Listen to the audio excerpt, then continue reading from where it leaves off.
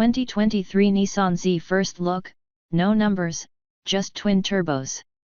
The new Z isn't called 400Z, but it does add forced induction and keeps its manual transmission. Are you Zing what we're Zing?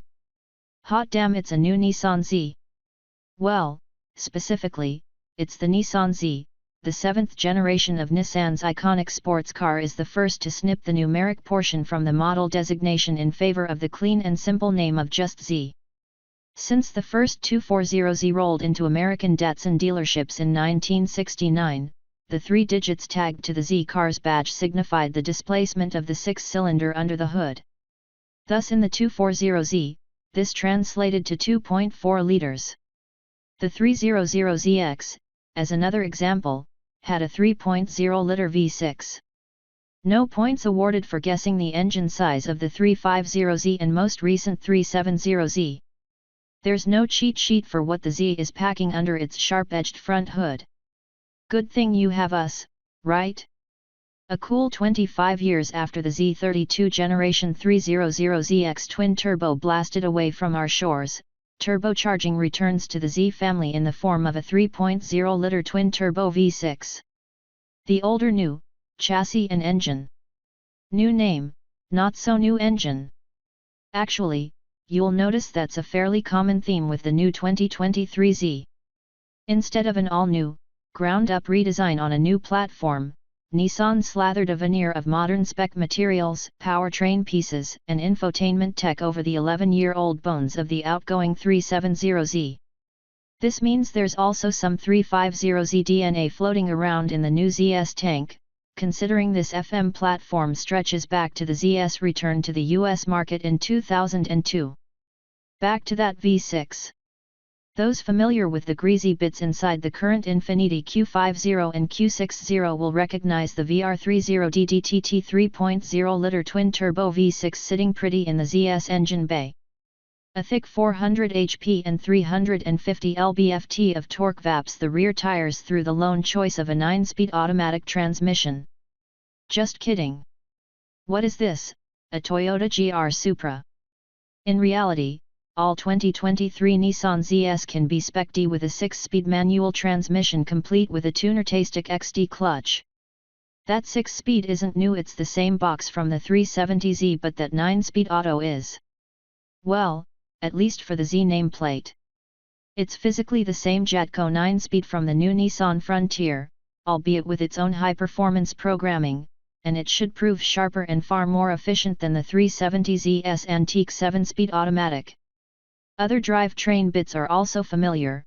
The differential, carbon composite drive shaft, and axles are from the 370Z, as well. Unsurprising, given the new Z is structurally unchanged from the old car outside of rigidity improvements, particularly in the rear hatch area. Suspension mounting points, driveline areas, and even the 100.4-inch wheelbase are shared with the 370Z.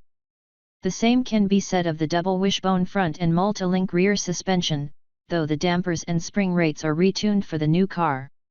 If you're looking for something truly fresh, the Z for the first time turns via electric-assisted steering, most likely plucked from the Q50/Q60 twins that donated that twin-turbo V6 up front. The new, the styling. What exactly makes this new Nissan Z different from its progenitor? Its sharp, sculpted exterior duds are the biggest departure from the old car, an aesthetic shift we first previewed on the Nissan Z Proto late last year. It's a handsome sports car, for the most part, blending 240Z, 300ZX, and modern 350Z/370Z cues into one cohesive design. All of the Proto's greatest stylistic hits are here, including the neat katana blade motif/trim running the length of the roof edges, as well as the rear panel that strongly recalls the butt of a 300ZX.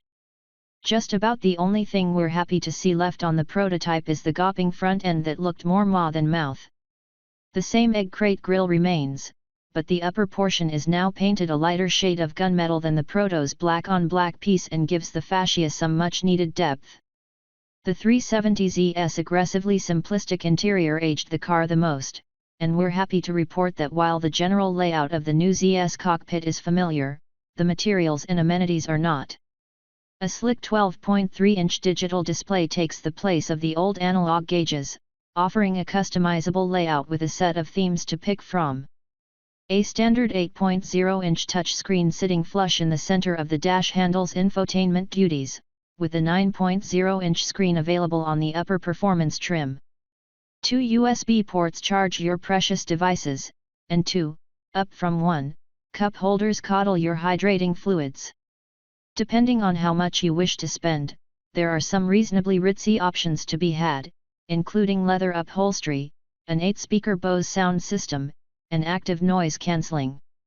From the limited time we had inside the new Z, we think it will be a nice place to spend time while you rip up the nearest country road. Or maybe idle the hours away in the drive-through line. We don't judge. How it comes. There are 2 trims at launch: Sport and Performance. Sport is the entry into the new Z range, with standard fixings like manual cloth seats. Most buyers will spring for the Performance trim, which shotguns the new Z from nose to tailpipe with all sorts of performance and quality of life goodies, starting with a sport-specific front chin spoiler and rear decklid lip.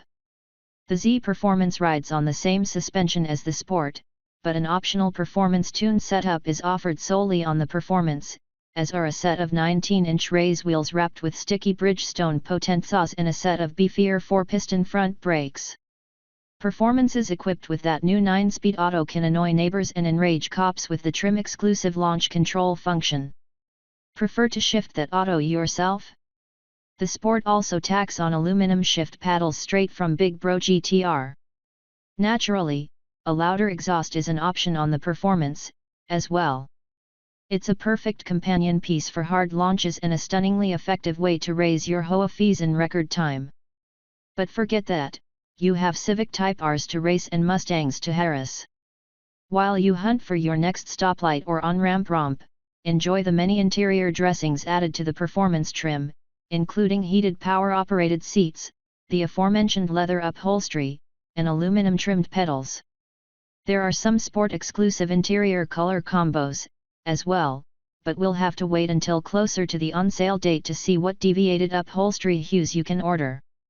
If you're a true Z superfan, and you can be sure there are plenty of those still out there, a special Proto Spec kicks things off. Based on the Performance, the Proto Spec struts its stuff with yellow brake calipers, bronze-colored wheels, an edition-specific shift knob, special seats with yellow accents, door trim upgraded with suede and cloth inserts, and extended yellow stitching. To get one, you'll need to scramble for your Z-branded checkbook and scribble that deposit with your Z-branded pen immediately. Only 240 Proto Specs will be built. As of this writing, pricing is still unknown, though it's assuredly going to be more expensive than the relatively cheap 370Z, which, in its final year, started at just a tick over $30,000. After all, there's a heap more stuff to enjoy in the new Z, old bones be damned. If we had to guess, we wouldn't be surprised to see a base price somewhere in the mid to high $30,000 range. As for when the new Z sports car will hit the streets, don't expect to see that happen until next year.